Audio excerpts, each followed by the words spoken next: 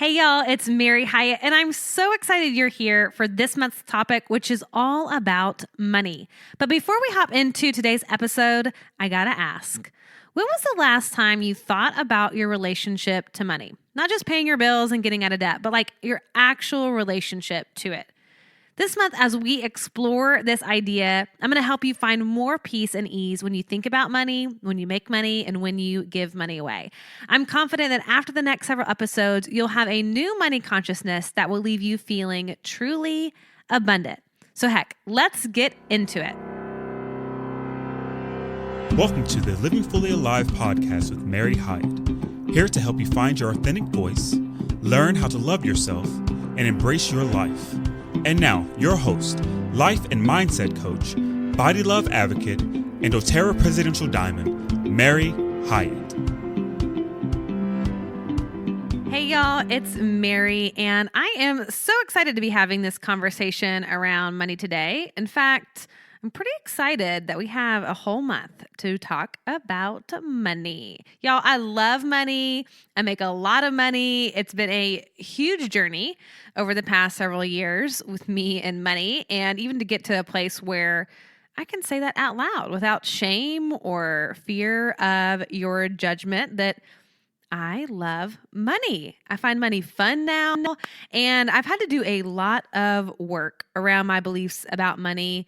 And it's just truly one of my favorite things to help my personal one-on-one clients, my coaching clients through their money blocks, their money beliefs. And I'm excited that we get to do a little bit of it on the podcast.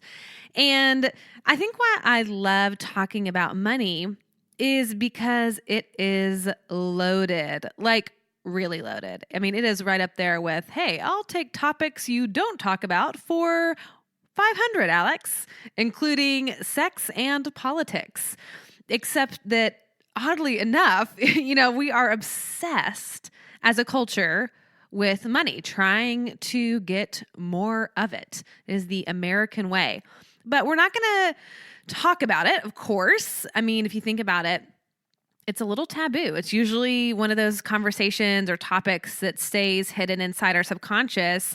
And oftentimes, we don't even feel comfortable talking about it with our closest people, like our partner, our spouse, our best friend. We want it. We crave it. We do all kinds of things to get it, but we also stress about it. We hate it. We ignore it. We avoid it. We resent it. We hoard it. And I think, honestly, we just plain don't understand it. I mean, we really weren't taught. I mean, most of us weren't taught a kind of money consciousness. I think we have been taught a lot of false things about money, but even just like, I remember becoming an adult and I'm like, why did they not teach us how to do our taxes in school? Why didn't they teach us how to budget in school? I'm like, great. I learned how to write a check and sign my name and, I'm glad I get to do that twice a year now, but it's like, we never sat down and talked about money as a family. We never talked about the energy of money and what it represents and how to be wise with money, how to live a wealthy life. And so I think there's such a missed opportunity. And as adults, we've just sort of carried this almost like avoidance of money talk over into our adulthood that we don't even know how to talk about it. We don't even probably understand what our blocks are around it, or that maybe we even actually have money beliefs. And so I think that this idea of money, and oftentimes the lack of money, it runs our lives in a way that most of us don't have a lot of awareness with. If we could just make more of it, if we could get that raise, if we could sell more of this, we think that having more money would ultimately solve all of our problems. Then we could feel free. Then we could feel at peace. Then we could feel safe and live stress-free. And what I see that happens over and over again is that most people hand over their power to this pursuit of getting more money. It's sort of like this weird magic bullet that we are all chasing, but not talking about. It's like money, our soulmate, and a size 4 waist. That is what we are chasing as Americans. Can I get an amen? It's a broken system. But let's slow down, because my guess is you haven't really had a real conversation around money either, unless you've been one of the fortunate people who have done some of this work in therapy, or I don't know, maybe you have some amazing parents that talk to you about this. But the majority of us, we haven't talked about this, and especially had a conversation around money that didn't include messages of budgeting, saving, or spending, kind of the practicality of money. But if we talk about the essence around money, the essence of money, or the emotional reaction we have to money, chances are you haven't had that conversation. So let's get into it and let's start at the beginning. So, what is money? Every day, people are having emotional reactions to money or the lack thereof. And so I want to do a little exercise with you. And it's going to be, I think, really important. So trust me on this. So in a minute, I am going to ask you to think about your financial situation. I know. Like, we work really hard not to have to go there. I remember years of just like, if I don't open my online bank statement, everything will be fine. It was like the ostrich with this head in the sand. I think that's the right saying. But I didn't want to look at it. So I know I'm asking you to look at something that maybe you've been avoiding. But I promise that after this exercise, you are going to feel more free and you're going to have a lot more clarity. And I think it'll be a real gift to you. So in a minute, you don't have to do it yet, but I'm going to ask you to think about your money. And I want you to, in a minute, close your eyes and visualize your bank account. Visualize how much money you have in it, what bills that you have to pay. Think about how much debt that you have. And I want you to think about all of the money in your life. Money. And then I want you to observe, as you start thinking about money, how you feel. Notice if you feel fearful when you think about money, or anxious, or if you just want to avoid this exercise altogether already. But see if it makes you feel scared or panicky, maybe peaceful. It could make you feel shameful. You might feel a sense of abundance. You might feel guilty or insecure or unsafe or like a little rattled or unsure, or maybe excited. So I'm going to have you do this here for a few seconds, and we're going to be quiet for 20 seconds. Close your eyes, imagine, and think about your money. So go ahead, close your eyes. I'm going to count. I'll tell you when to open them, and think about your money, and go.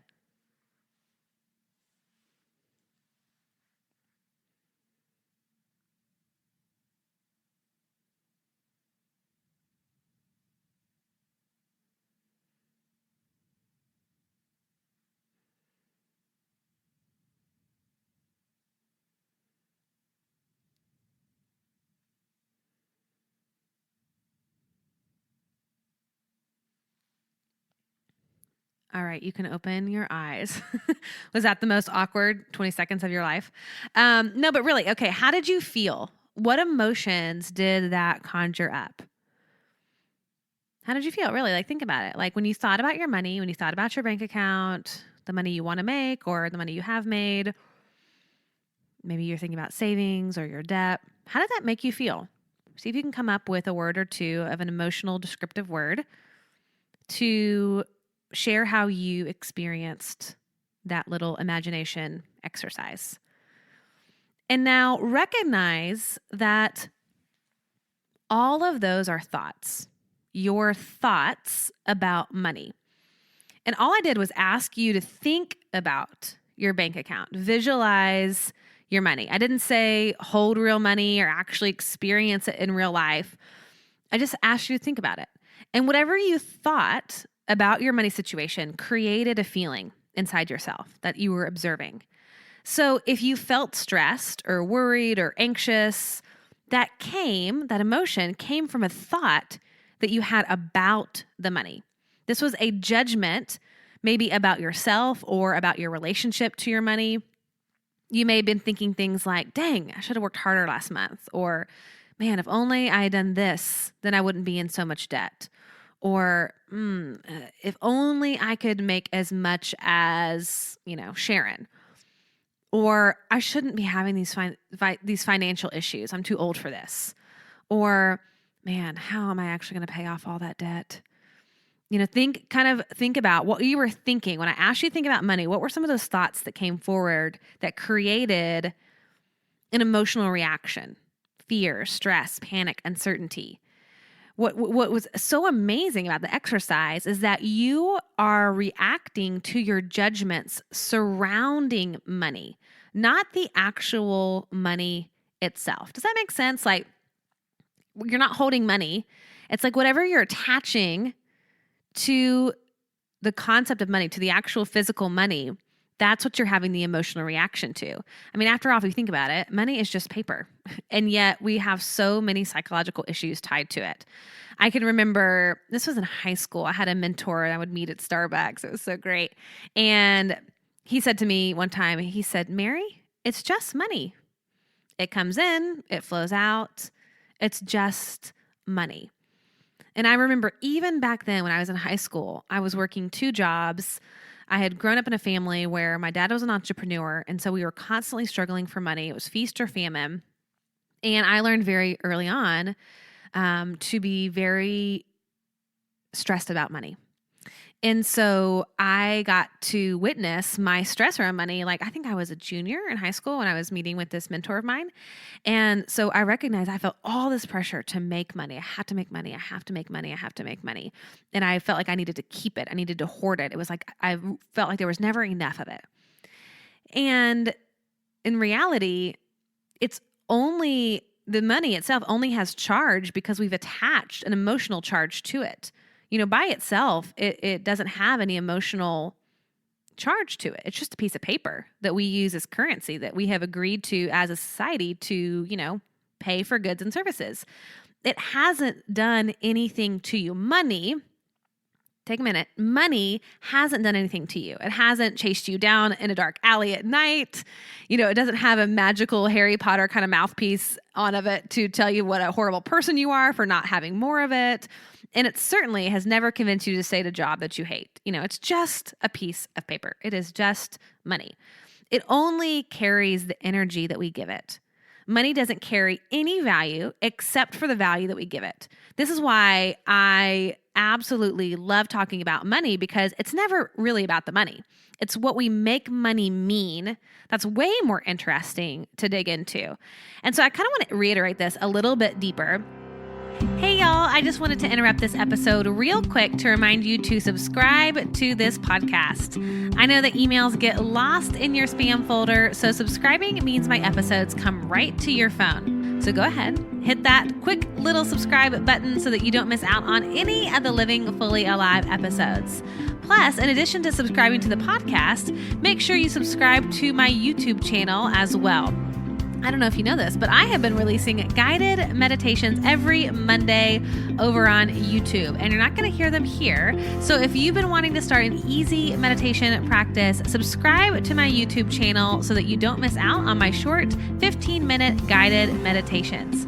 All right, now back to this week's episode and into this amazing book by this man called Kyle Cease, and I'll link to this in the show notes. He is an author of the book called The Illusion of Money. I first heard him on a podcast with Lewis Howes on his podcast, The School of Greatness, and it was like my mind was blown. And I was like, okay, I love working around money consciousness. Like I said, I've been doing a lot of work around this for the past, probably 6 or 7 years. And so I was so intrigued by what he was talking about. And so I want to read you this quote. He says, "The way you felt just now about money was caused by your judgment of a thought, not money. All of those emotions happened inside of you, not in a bank somewhere. So just open yourself up to the possibility that everything you experience around money is more about you than it is about money. Your relationship to money is just a mirror of your relationship to yourself. In fact, you don't really have a relationship to money. You only have a relationship to the thoughts about money. How you feel about money is just one expression of the habitual thoughts, beliefs, and stagnant emotions that you have been carrying around in your body and nervous system for years. So if you're feeling fear around money, what you're actually feeling is a reflection of the fear and insecurity that is living inside you all the time. You just happen to be noticing it externally through money. Money isn't causing or creating your fear. It's just bringing it to the surface. Man, when I read that, I was like, oh, dang. Like, oh my God, is that not so fascinating? Money gives us the opportunity to heal some old limiting beliefs that we have been carrying around that are most likely showing up in a lot of other areas in addition to just the money. As the old saying goes, how you do one thing is how you do all things. So chances are what you're dealing with money is also what you're dealing with in relationships, also what you're dealing with in your business, also what you're dealing with your relationship to your body. I mean, it's always usually around the same theme. Now, here are some of the most common limiting beliefs around money that I see.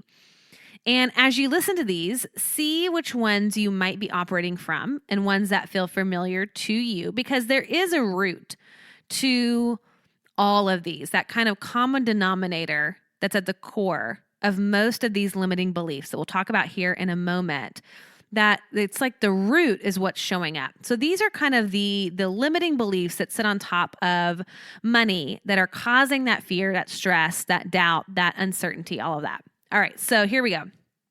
If you have to ask the price, you can't afford it. It's not polite to talk about money. Money doesn't grow on trees. You have to have money to make money. Money is the root of all evil. People with money are selfish and self-centered. Everyone can't be a millionaire. You can't buy happiness. Rich people only care about money. If you were rich, you can't be spiritual. More money, more problems. These might be some personal ones, like I'm not smart enough to earn a lot of money. If I have too much money, I'll have too much responsibility. All my ladies out there, I shouldn't make more money than my husband. The richer get richer, the poorer get poorer. Money is a limited resource. I'm not good with money. And then here's some fun little A plus B equals C limiting beliefs. Money equals security. Money equals freedom. Money equals happiness. I have to do things I don't want to do to make money. I have to hustle to earn money.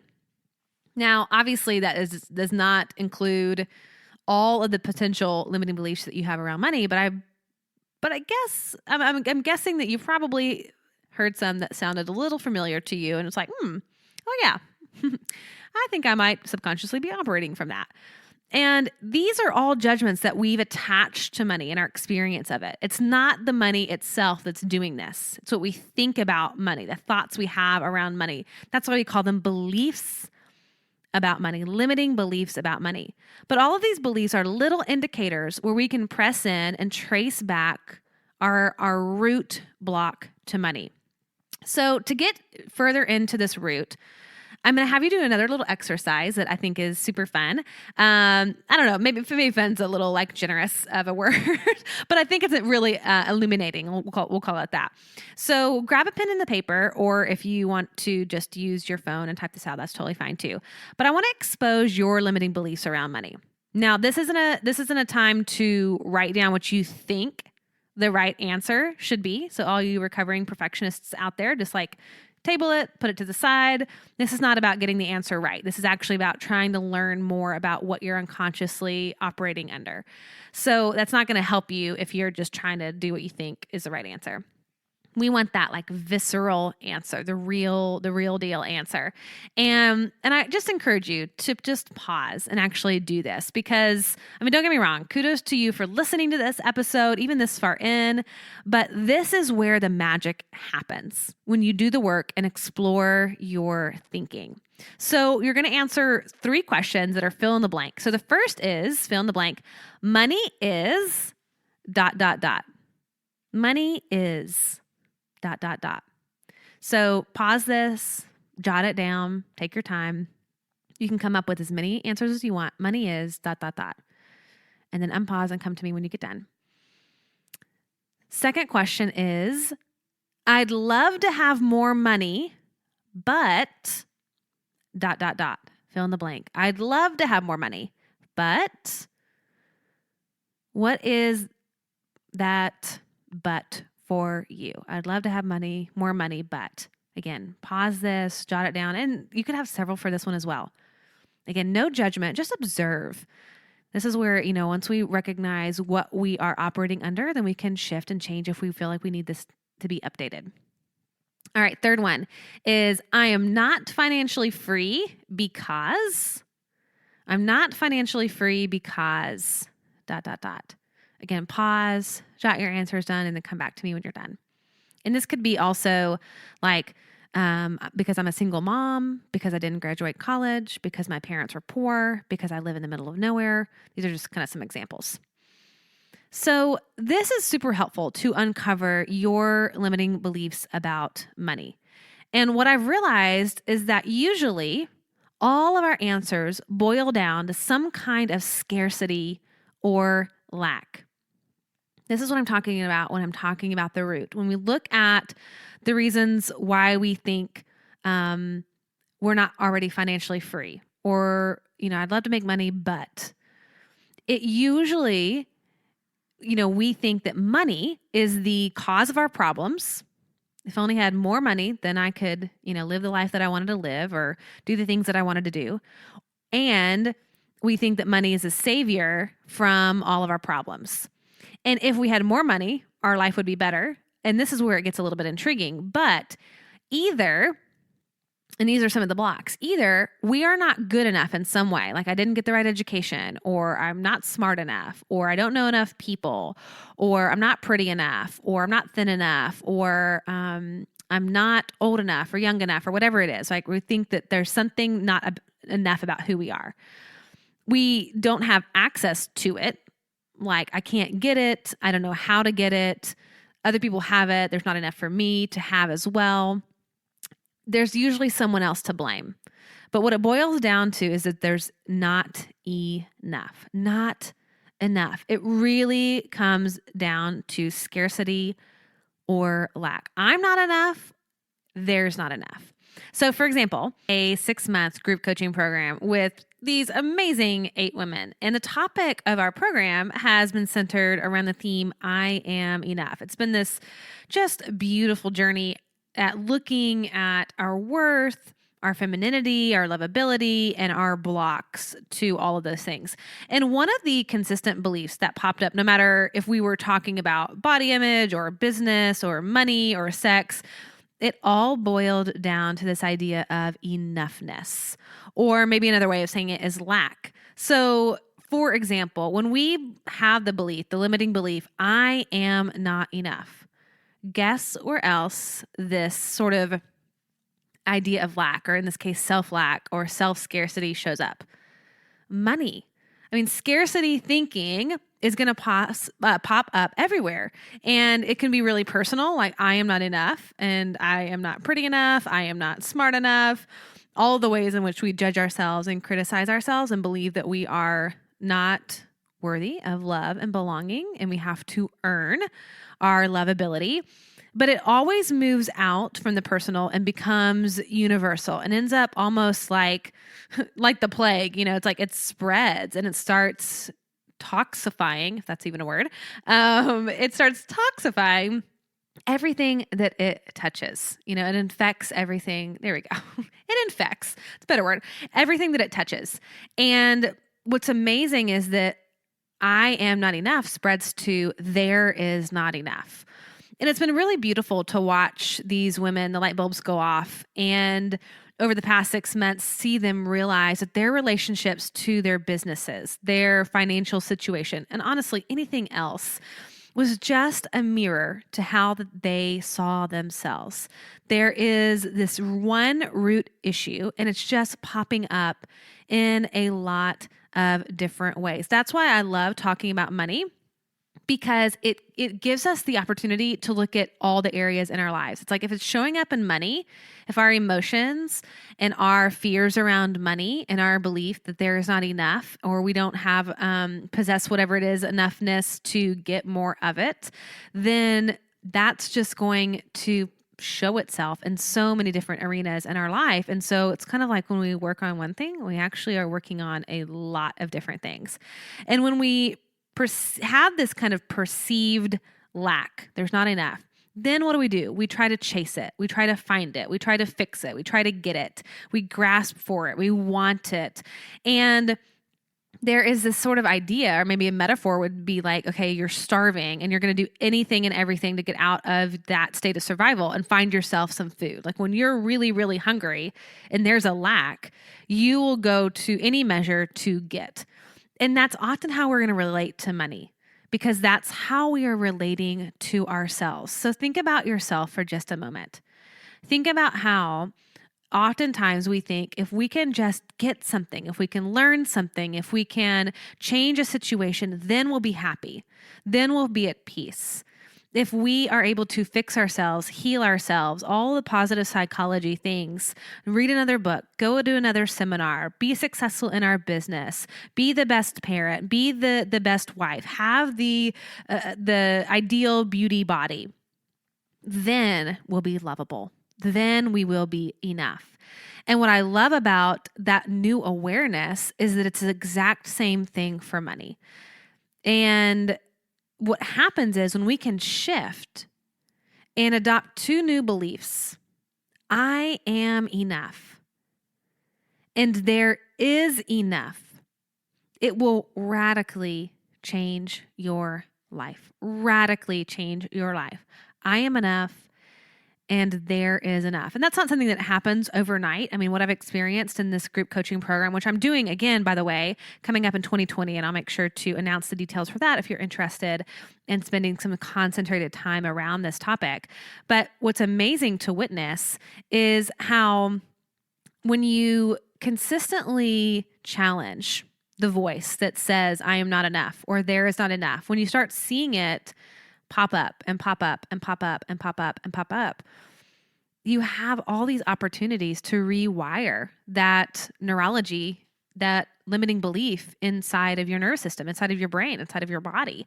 And it's like an instant shift. Like, how would life be different for you if you believed that you were enough, that everything you needed, this is a big statement, y'all, everything that you needed, you already had inside of yourself.